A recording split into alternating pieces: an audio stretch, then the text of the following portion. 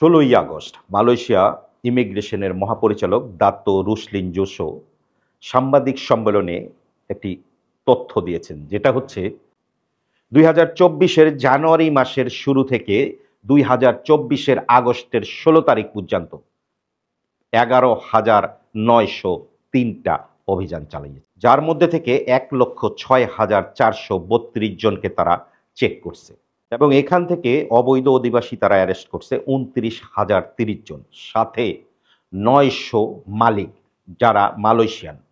এই মালয়েশিয়ানদের অ্যারেস্ট করার মূল কারণ হচ্ছে তারা বিভিন্নভাবে অবৈধ অধিবাসী যারা তাদেরকে কাজ দিছে, যাদের কাছে ভিসা নাই।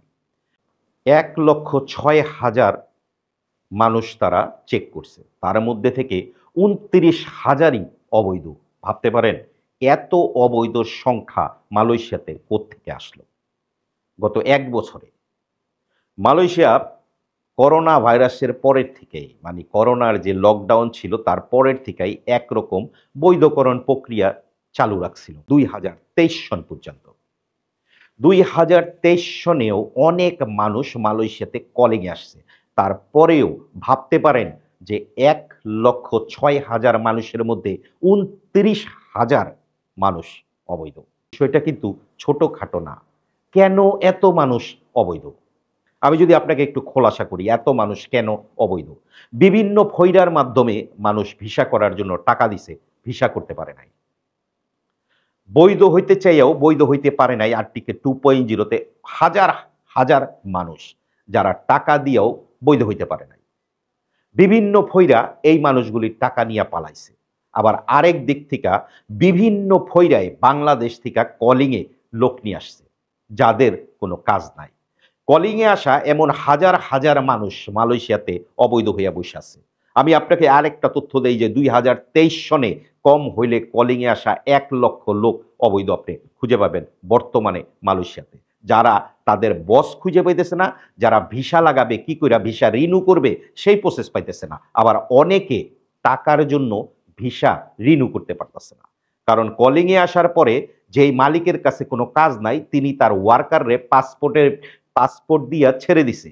এমন ছাড়া তারা পাসপোর্ট দেওয়ার সময় ৩,০০০-৪,০০০ টাকা করে নিছে যে আপনি যেখানে খুশি সেখানে গিয়ে কাজ করেন, এবং এই লোকগুলি ৪,০০০-৫,০০০ টাকা দিয়া ভিসা রিনিউ করতে হবে। এই যে সমস্যাটা, এই সমস্যার কারণে বর্তমানে হাজার হাজার মানুষ অবৈধ। তাই আমি আপনাদেরকে সর্বশেষে একটা কথাই বলবো, ফয়রা মুক্ত থাকতে হবে। যতক্ষণ না ইমিগ্রেশন ডিপার্টমেন্ট থেকে ঘোষণা আসে যে আগামী মাসে কিংবা তার পরের মাসে ভিসা ছাড়বে, ততক্ষণ আপনার পাসপোর্ট কারো কাছে দেওয়া যাবে না।